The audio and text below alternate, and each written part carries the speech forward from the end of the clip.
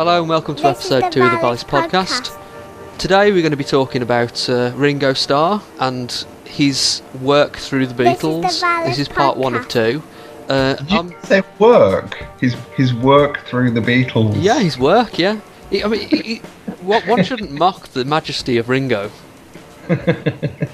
His valuable contribution to the universe of culture. Well, I certainly think so. Did you not see that sad-faced picture of Ringo I shared on Facebook? It's very, very sad. It was profound. It was an unhappy Richard Starkey. So, talking about Facebook, just wanted to say thanks to everyone who listened to the first episode and gave us some feedback. It was useful and very positive, so I'm glad people enjoyed it. Pop along to our Facebook page, just search VALIS Podcast and we'll show up, and drop us a line, let us know what you think. I'm Stu, I've got putrid throat. Phil, would you like to introduce yourself? Yeah, I'm Phil. I'm a writer, musician and artist from Wigan in the UK. And I've written comics and a play now. I'm being in bands like Straight Dog Cafe. Ah, yeah, tell us about your play a little bit. Give us the rundown. It's myself and the infamous Brendan O'Leary have written an immorality play in 6 musical movements, which we're going to be premiering at the end of the month at Cross Street Arts in Wigan. And what are the dates? 29th and the 30th of December. So there's not many places left, I think, 'cause it's quite a limited audience space. But there is a Facebook event group if anybody wants to have a look at what we've been posting up. Well, if you're Wigan bound and you're interested, pop along to our Facebook group and we'll be able to put you in touch. Super duper. Right, Phil. Ringo Starr. Why? Ringo Starr. Right, so last time we did Philip K. Dick, and we've said that we wanted to do quite a broad spectrum of different cultural things that we think are interesting and valuable. And so rather than we debated a few different things, and rather than do anything else that was literature based, we thought we'd do something musical for this one. And so I was being pragmatic about it and thinking, well, who can I actually talk about for an hour or so with keeping it still interesting? And the Beatles was the first thing that popped into my head, but it's been done to death so much. I mean, it's well ploughed ground, isn't it? The Beatles and the history of it. But so trying to think of a different angle to keep it interesting, and which is where we started talking about the songs of Ringo Starr on the albums. So I just thought it'd be amusing more than anything else to kind of plot the recorded career of the Beatles through the songs that were either thrown or given to Ringo Starr to perform on those albums. Yeah, and I can't help but agree with you wholeheartedly on that. I mean, we don't need another fake documentary thing about the Beatles with the same information that everybody has heard a million times. Even though that's very entertaining, I mean, I must have watched at least 15 of that sort of thing while we were preparing for this on YouTube, and had a great old time with it. They're a charismatic bunch of bastards, weren't they? Yes. And yeah. Even. Absolutely, yeah. And it's well, that was one of the things that I wanted to touch on, really, about the fact that the 4 characters were, it's a cliche to say it, but were the sums greater than the the number of parts that make it up, because they were, for good reason, a hugely significant cultural event over the course of the 60s. So I think, I know we've talked about how we're going to structure this, but I think it is worth mentioning the first recorded song that Ringo does with the Beatles, because I think it actually throws up a number of different themes that go all the way through the Beatles' career, which is Boys off 1963's Please Please Me. And I think it's a really interesting place to start, because Boys was the B-side of a very famous single, as was typical in those days. The half of that album is cover versions, but what was very untypical was that half of them were actually original songs that were Lennon and McCartney penned. But this is one of the covers, and it was originally released in 1960 by the Shirelles, as the B-side of their version of "Will You Still Love Me Tomorrow," which is a really great pop tune. Oh, absolutely amazing. I mean, what a single. Both sides of that. I'd quite like a copy of that myself. As a little It's absolutely, it's a Goffman and King classic, isn't it? Oh. And but on the flip side of that, you've got Dixon and Pharrell's "Boys," which is just a stompy rock and roll tune, really, and certainly the way that the Beatles do it, it's got a lot of the trademarks that would make them famous right in the early days, and certainly what got them famous in playing places like Hamburg and the Cavern. But interestingly, it really shows the similarity between what now we would consider a manufactured vocalist group and what the Beatles were and how they were framed when they first started. Certainly the Brian Epstein influence of them not only dressing in sharp suits, but also everybody getting the chance to sing, which coincidentally is also a throwback from where they learned their craft in Hamburg. Yep. Which is the sort of the early grit that wore off a lot of those rough edges and stopped them being what one contemporary referred to as the lousy group, the Beatles, that have been sent over to Hamburg. So I think that these things are quite interesting. First of all, the fact that they really, it's weird going back and checking out some of that footage from the very early 60s when you first see them, because they're a boy band. They're not. And it was only a couple of years before that, you see the photographs of them playing in Hamburg and some of the Cavern photographs where they're in leathers and they're wearing cowboy boots, and there's all kinds of embarrassing photographs knocking around as some of the daft stuff they got up to.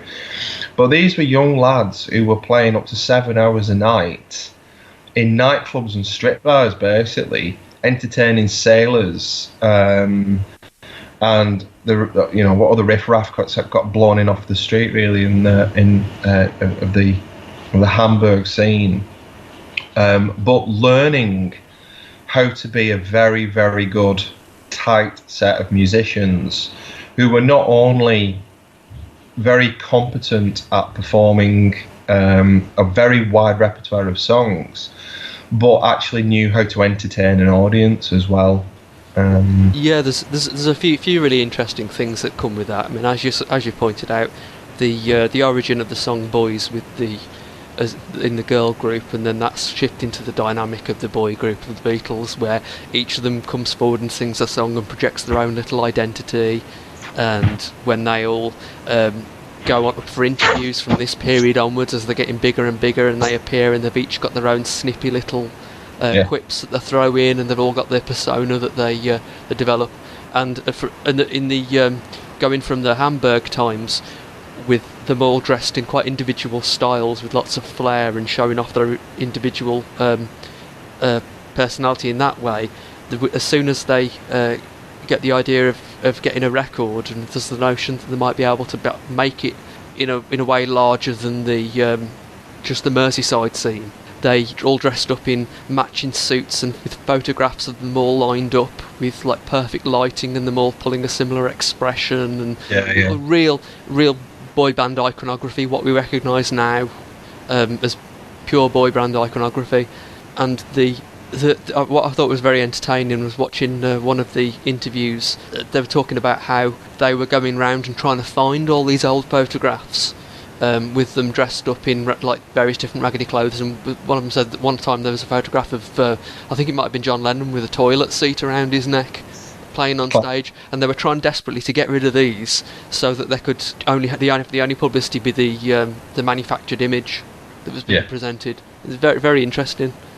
Well, it is, because you look at, sorry to cut across you, mate, but you see some of that early footage, especially from the Cavern, and the energy that they're throwing in those performances is much closer to what I'd class as punk music than anything that you actually saw when they started to release those singles, and were much more aligned to this Brian Epstein vision of what a pop group should look like. And you look at the dynamics that they started to create, and whilst from an obsessive geek like myself, you can see the Hamburg coming through, and that's why they used to, having done these long 7-hour shifts of, your voice is falling apart, and it's time for somebody else to take a little bit of the strain of singing.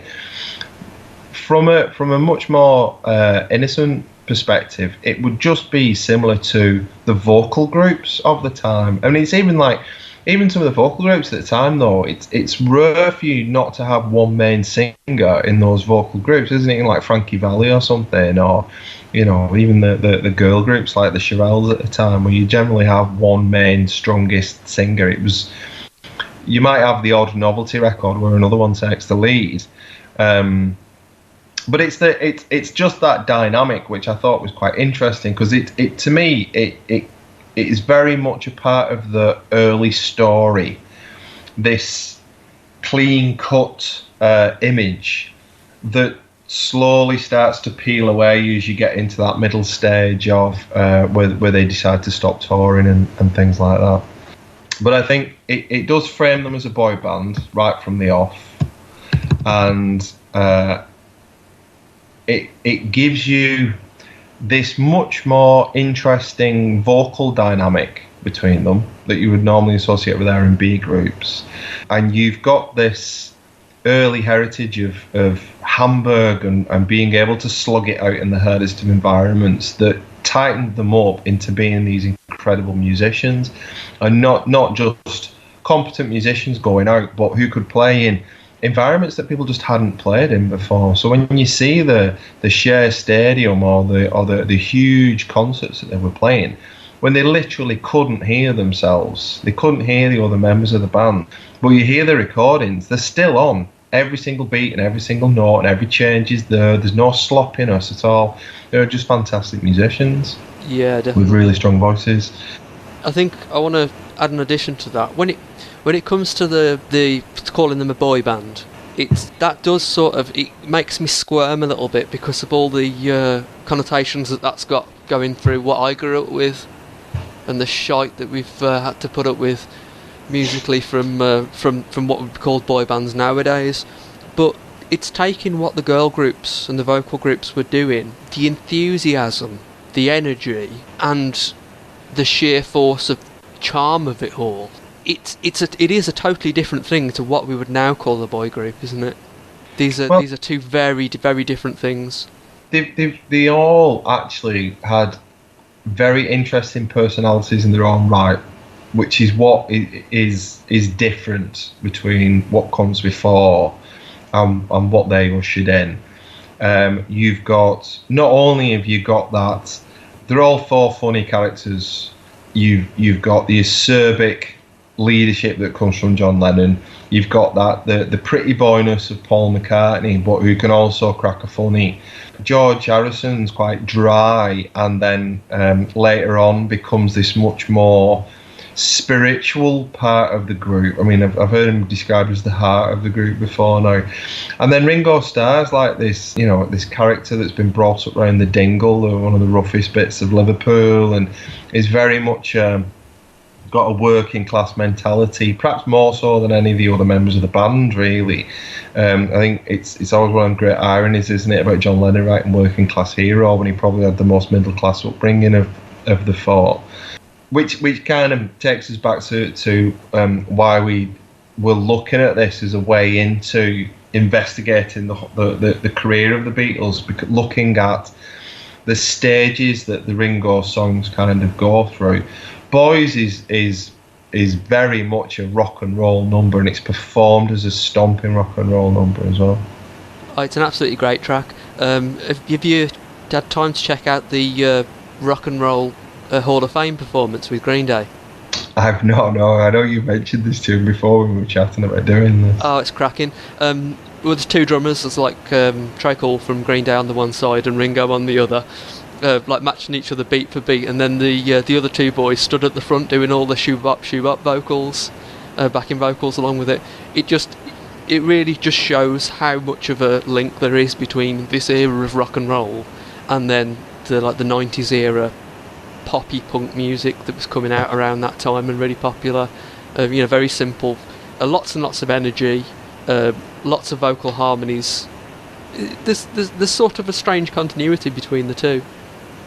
There is, and it also offers a chance for us to talk a little bit about Ringo's drumming as well, because there's a number of different things going on there, and you tend to start off with these rather withering descriptions that people have made about his drumming, like the quips of the Buddy Miles said about him being adequate was his one word description of Ringo's drumming. And then you add I can't remember who said it now, but he wasn't the best drummer in the world. He wasn't even the best drummer in the Beatles. kind of quips. That is absolutely. It's a John Lennon quote, and it's such a dickish thing to say, but it's pretty fucking funny. It's funny and not particularly accurate, isn't it? Because there's some really interesting stuff. They get just with Boys. That's a really good track to kind of break some of this apart. So it's a rock and roll number. It's performed like a rock and roll number. Ringo started a reputation for the stomp. I've heard early contemporaries of the Beatles talking about the stomp that they used to get on in the cavern. But you listen to Ringo's drumming, and it's actually a swing beat that he's doing. You can physically see him when he's playing the hi-hat or the cymbals. He's actually wiping the cymbal. He's not crashing it down. He gets a swing going. And the other technical bit about it is the fact that he's a left-handed drummer playing on a right-handed kit as well, which is quite unusual. And that leads to all kinds of physical things. So that the arm that he leads on when he does fills means that his other arm, so he leads with his left arm, so his right arm, he's actually physically blocking his left arm coming through on some of the beats, which means that he leads with these very sort of idiosyncratic, quirky kind of drum fills. And he's got, I always think he's got quite a lot of space going on in his drumming. There's a really kind of relaxed sense of a big sound that he can play around the kit. So some of the I'm gonna go off piece a little bit here, but with songs like Rain or A Day in the Life and that, he gets these big rolls going on with the whole of the kit, doesn't he? And it's quite funny when you listen to some of the interviews, some of the late interviews with Ringo Starr, where they're asking him about particular beats that he's playing. And most of the time he starts off the anecdote with, I got asked to do this and I can't do that. And which sounds quite funny as a lead-in from what's supposed to be one of the most world's famous drummers. But it's a physical reality about his left-handedness and the type of kit that he was kind of forced to play on, because you usually be using somebody else's kit when you're playing with lots of other bands. But this leads to a very idiosyncratic sound in terms of what he can actually conjure up. I mean, we let this part off with the notion that Ringo isn't the most excellent of drummers in a technical sense. But I've got to jump to Ringo's defence. His drumming is absolutely perfect for the recorded output of the Beatles. Yes. If you got, in quotes, more technically proficient drummer and inserted him at the beginning of the recording career of the Beatles, because that's where Ringo was inserted, wasn't it? He wasn't there for the first couple of years. He wasn't there for the majority of them playing in Hamburg. They got Pete Best. Well, I know that as soon as they went into the I think the original demos that they put down, Pete Best was involved. Yeah, because Pete Best they had to push him out basically because he wasn't good enough in the keeping of the keeping a regular beat basically. He also didn't fit in with the haircut, which I think was becoming more. But genuinely was becoming more and more important to them as they realised that their image and their style, and they were rooting around trying to find those old Hamburg photographs and making sure there wasn't anything embarrassing. It was important that they would be a unit. Oh, there is something pathetic about that, isn't it? I don't know. I have no view on this. It's just my old hang-ups, but the notion of having to make something uniform and pretty to make it sellable to people just makes me feel a little bit nauseous.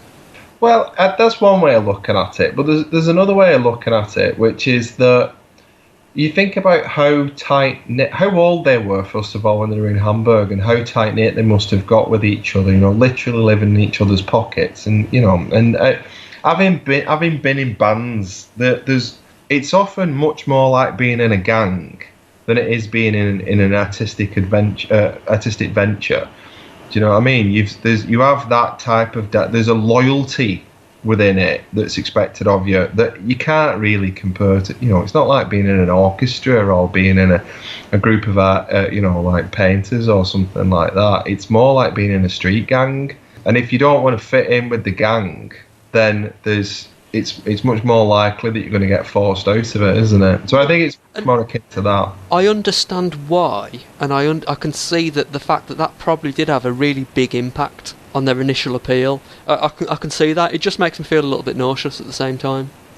It's obviously just a personal hang-up. But yeah, so This is why you've not been in bands, Stu. What's that? This is why you've not been in bands, mate. Oh no, well, I just make horrific noises for my own consumption while I sit and growl at the world. Quite right too. Yeah, it gives me a nice sense of superiority. It's good for the ego. But so Ringo wasn't in the Beatles during much of that early period, but he was playing with other groups, wasn't he, at the same time? He was, yeah. Most famously is Rory Storm and the Hurricanes, which was, I think, quite a big band around Liverpool at the time. Certainly had a better reputation around Hamburg, I think, than the Beatles did when they were started. I think they were seen as being pros, where the Beatles were seen as being entertaining. And famously, Rory Storm was the singer with the stutter, who it just didn't bother him when he was singing. So it's quite an interesting setup. And then they approached Ringo Starr to replace Pete Best because he was a better drummer. But then when they go into the studio to start off with, there's a bit of a story, isn't there, about George Martin not being too keen on Ringo's drumming. Although I've heard more recently that it may have been that he just heard the Pete Best demos and thought that was Ringo Starr. Mm-hmm. So towards at the very start of their recording career, they actually had a session drummer that came in whilst they were putting some of the tracks down. Yeah. Now I don't know where that ended up, that recording, and I'm pretty sure it's all Ringo on the drums. Although there is a conspiracy theory about another session drummer having been involved, but I don't want to comment on that too much because I don't believe it. I mean, if that was the case, then we wouldn't have what's blatantly Ringo Starr sat behind the band playing live for the next 5 to 7 albums or whatever it is that they were doing live dates. Yeah, I think it's more of a rumour of where he gets this swing shuffle type beat from, and that it may have been lifted from a particular session drummer. But anyway, did you know, Phil, as well? Paul McCartney died really early on, and he was replaced. It's true, yeah, 1966, I believe. Yeah, that's when it happened. But yeah, so how did you first get into the Beatles? I started to learn how to play guitar when I was between sort of 6 and 7, and my dad had spent about 12 months teaching himself how to play guitar, and one of the books that he picked up to do that was 101 Beatles songs for buskers, which was all about trying to reduce the best elements of the most culturally significant pop group of all time to about 3 or 4 chords that you can bash out on an acoustic guitar. And so my first experience of hearing Beatles songs was essentially listening to my dad murder these 101 songs. And he also had a stereo spectacular album that had a version of Yellow Submarine, which was it was like one of these old school 70s albums where you're supposed to sit in between the speakers and you can hear the laser beams going across the speakers and stuff like that. So I had that. And he also had a 7-inch of Please Please Me, which I absolutely killed listening to, and with the B-side of Ask Me Why. And he also had a George Martin 12-inch, which was the instrumental arrangements of the Beatles with one George Martin track on it as well, which was not that interesting. So that was kind of and through that I just became very curious about them. And then I remember one year there was a documentary about the Beatles on the telly that my dad ended up buying on VHS when we had a VHS player, called The Complete Beatles. And that really was my first kind of hook into who this group was. Probably about 11 or 12, and then had a wonderful evening round at my uncle's where he had a load of these old vinyls, and I spent the evening recording Sgt. Pepper's and Rubber Soul and things like that. And just was, from being strangely obsessed with a group that I'd never properly heard before to just being completely enamoured with what I'd managed to get my hands on, and just use that to teach myself the Beatles songs on the guitar. So that was kind of my in. It was the story before anything else really of who the Beatles were. Yeah, it's interesting. It's completely opposite to my routine. When I started playing guitar, like, me and my brother started learning at the same time. We had like this god awful hunk of like the heaviest piece of wood you've ever held in your hand from Argos electric guitar that we got between ourselves. But we learnt using the songs like Metallica and Nirvana and stuff, because like that was what we kind of grew up listening to. So yeah, I didn't even really recognise that the Beatles existed, other than having sung When I'm 64 and Yellow Submarine in primary school, and one of the shows that we did.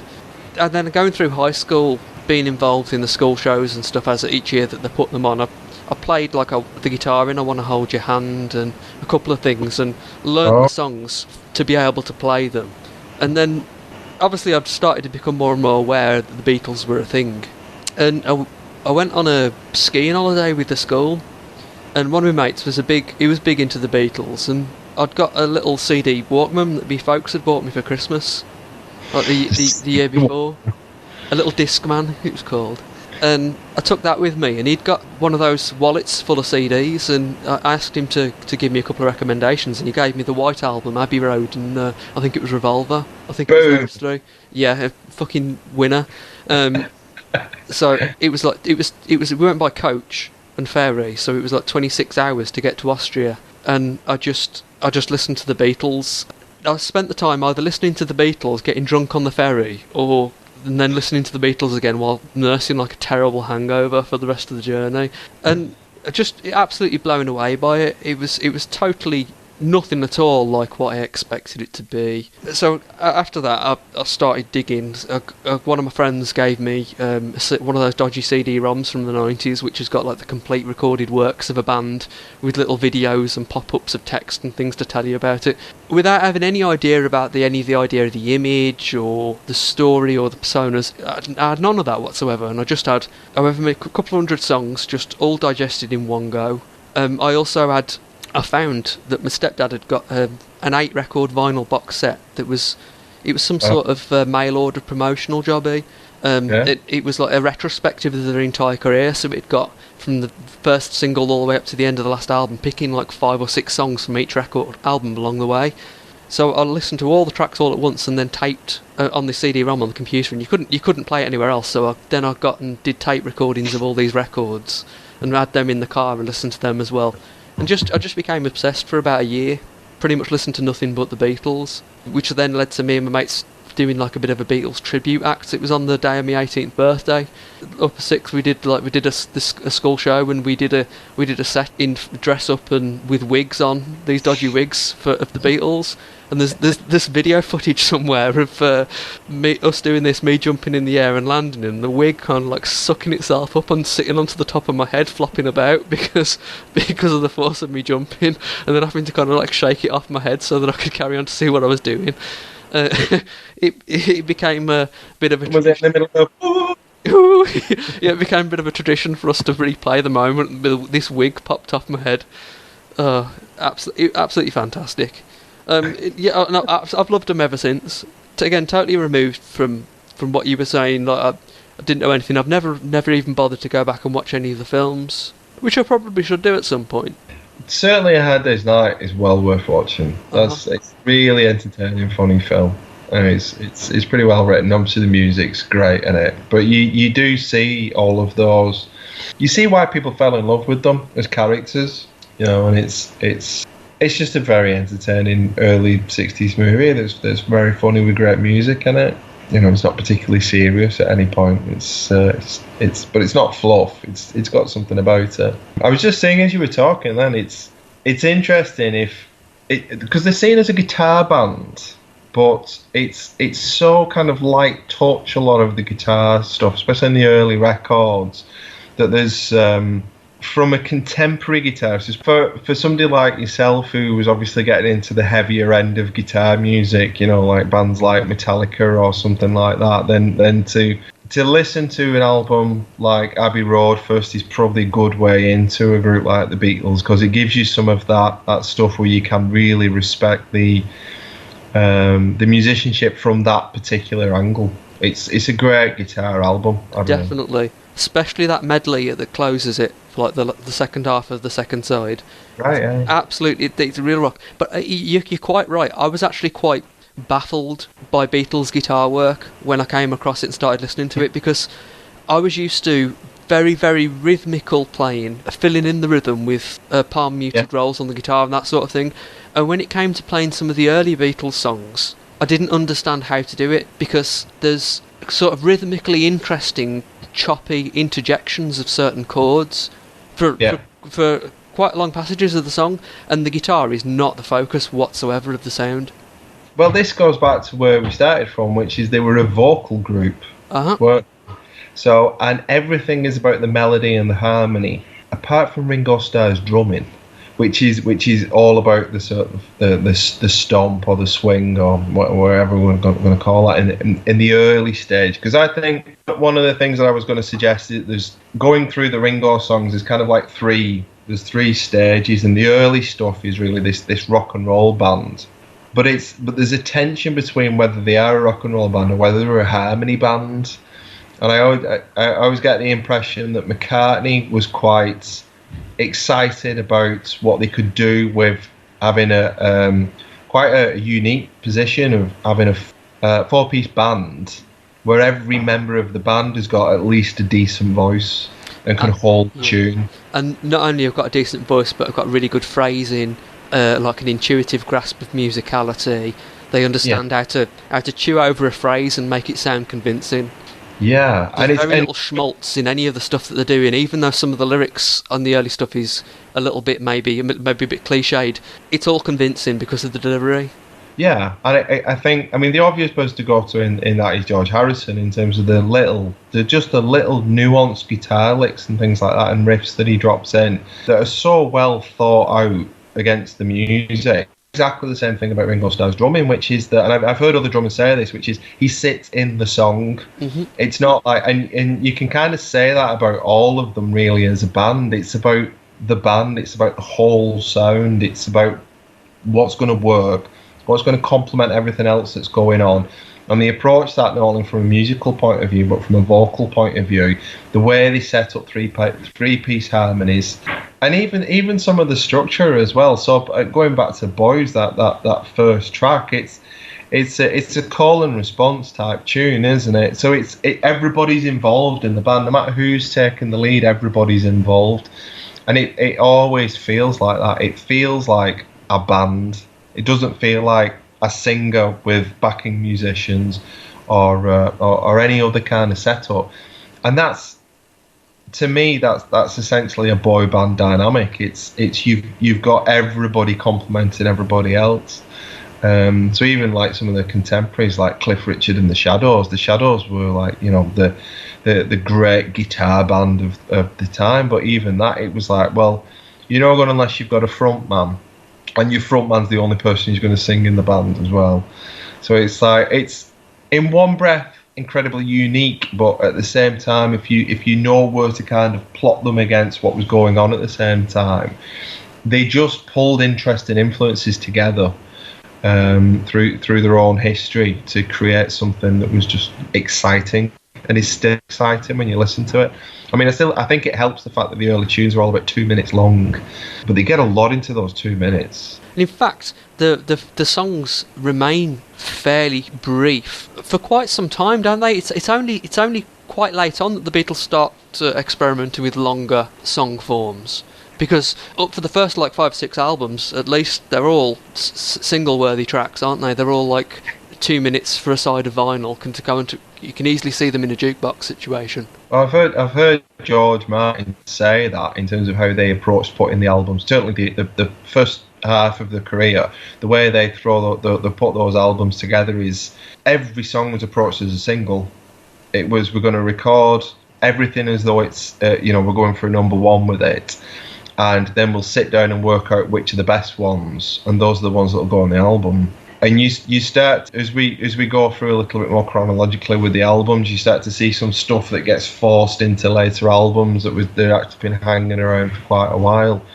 But that first album's really interesting, not only because of the amount of original material that's on it, which was pretty unknown at the time, and actually pushes Lennon and McCartney from being just performing musicians to actually business-orientated songwriters who were creating songs for other people as well as their own. But it's a great introduction to what they do with different people taking a lead on different songs. And Boys is just a great tune.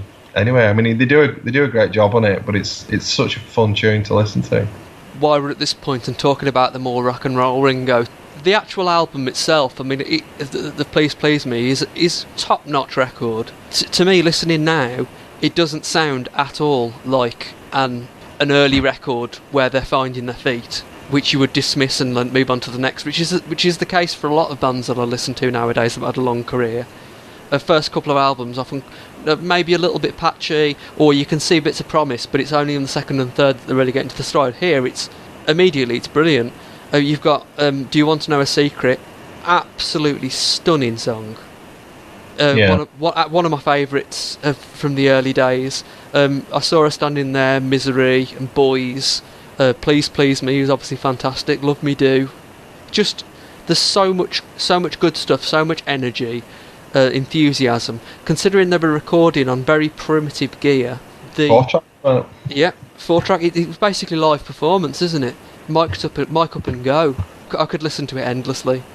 I think there's, from my point of view, the stuff that I find interesting about it is, or one of the things that I find interesting about it is the range of where their influences are coming from. I mean, you can say they're all pop songs, but you've got like these rock and roll numbers, like what you kick off with I Saw Her Standing There, which is obviously, it's high energy and a great pop song. You got Please Please Me as well, which is another great rock and roll song, really quite hard for the time. You've got this distinctive Lennon edge to what it is that they're doing.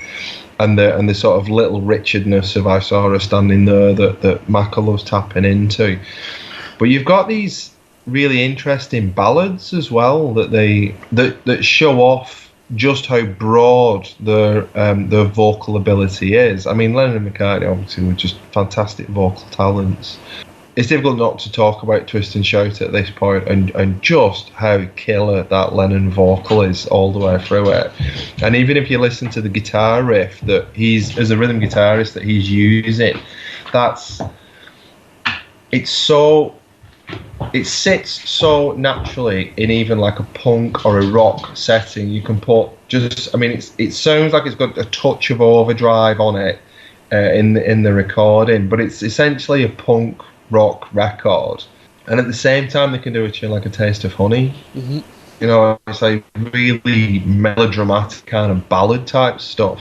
So it's a very accomplished record. It has, I agree with you in as much as it seems to have a sense of ambition about it and sophistication that you don't normally associate with debut records. Certainly not of the era.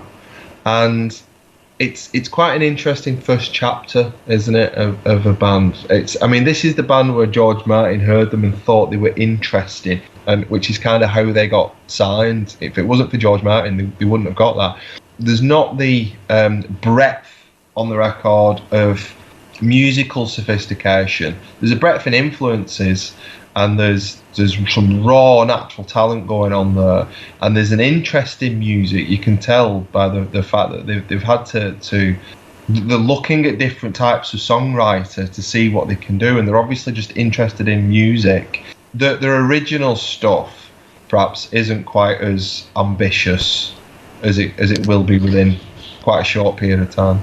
Definitely. Have you ever tried to play and perform Twist and Shout, Phil? Yes. It's really, really, really fucking hard. Yeah. Really hard to try and get it to sound good.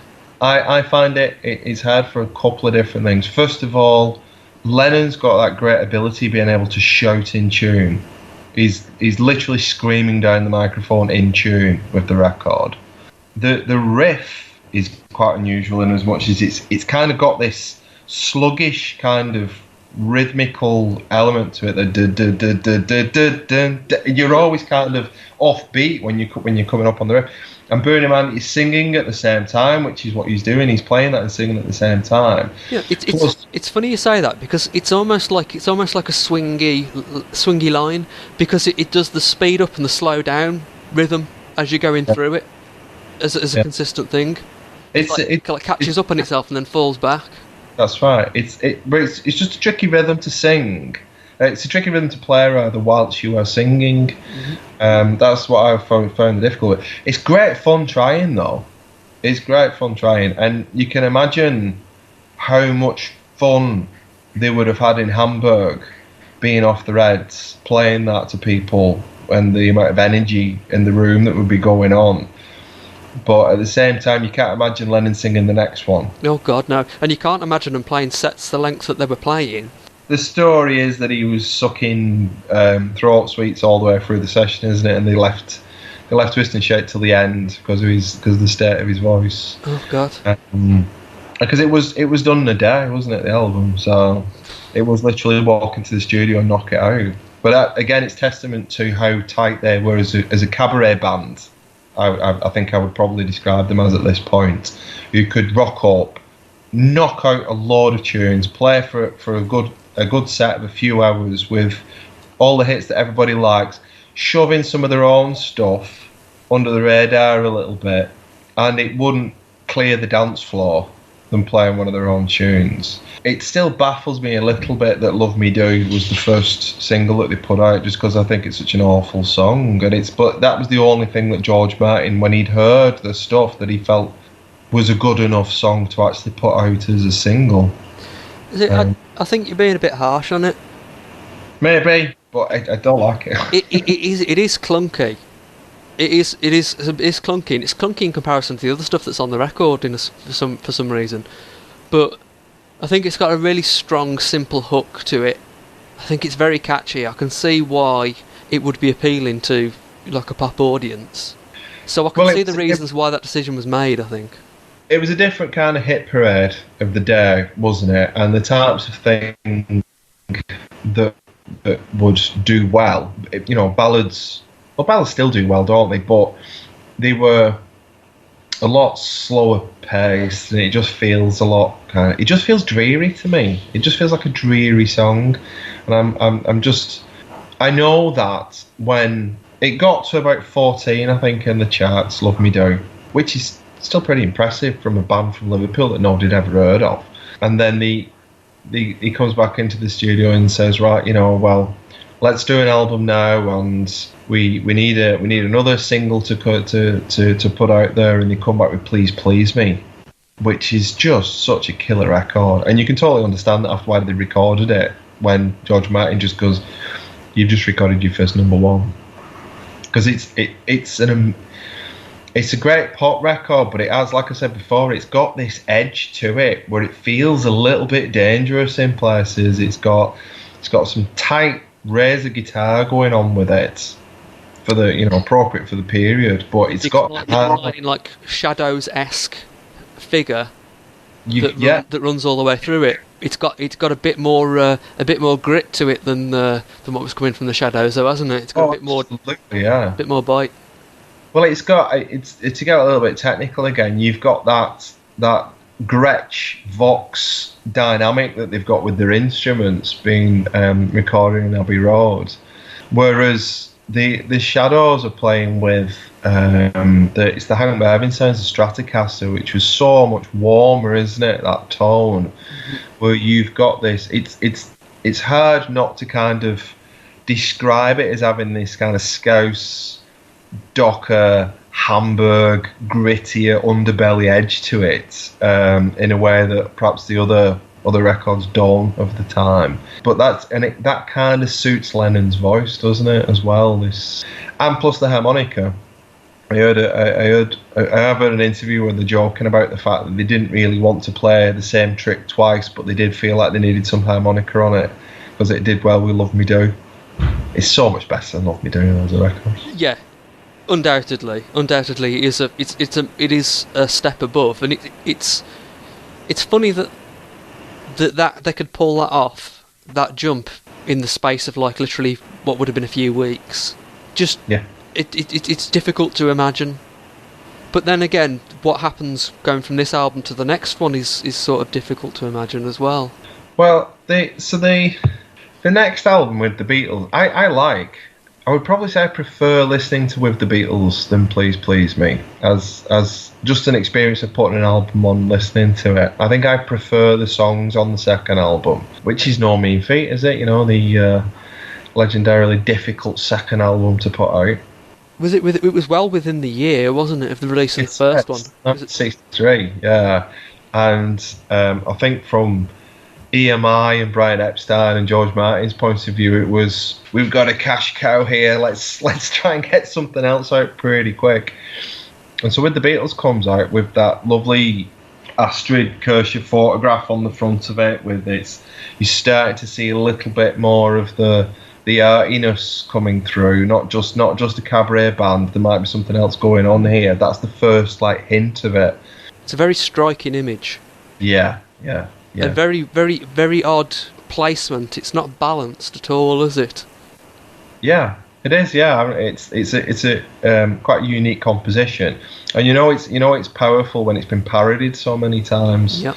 And as an interesting album, I think Ringo, it would be difficult to follow Boys Up, because Boys is a cracking track, and even when they do it live, Ringo does a pretty decent job of it all. And on With the Beatles, he does I Want to Be Your Man, which was a Lennon McCartney original tune, and I love this track. I think it's a great pop rock and roll kind of tune. Ringo again, I think it's credited as being sung with Lennon and McCartney, as though but he takes the main vocal on it. Yeah, really. Ringo's song. The McCartney and Lennon stuff is just the absolutely fantastic backing harmonies. What a gig to have with Lennon and McCartney backing vocalists. Of all the dream sort of performances to do. And another absolutely fabulous descending guitar motif over the top of it. Yeah, they're really well placed in line. Yeah.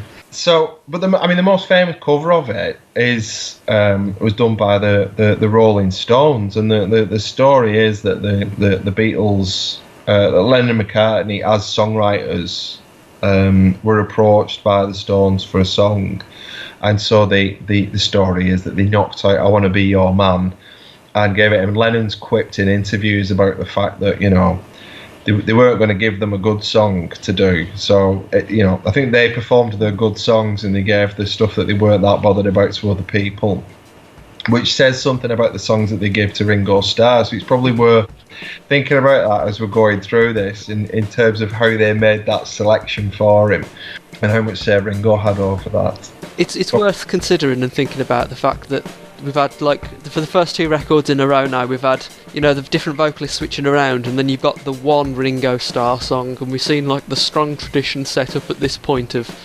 let's just give Ringo a song. You just, throw him a bone. I wonder whether he was actually very keen about this. I wonder whether he really wanted to sing more songs and wasn't able to. It's an interesting thing to speculate about, and I don't know, have you got any thoughts on that? I think he was just happy to be involved. Thank you for listening to the second episode of the VALIS podcast. Don't forget to leave us a like and a comment, and pop over to our Facebook page and let us know what you think. Cheers.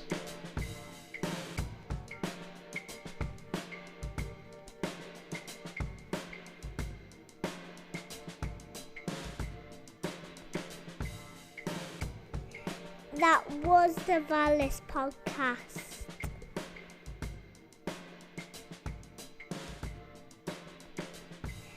That was the VALIS podcast.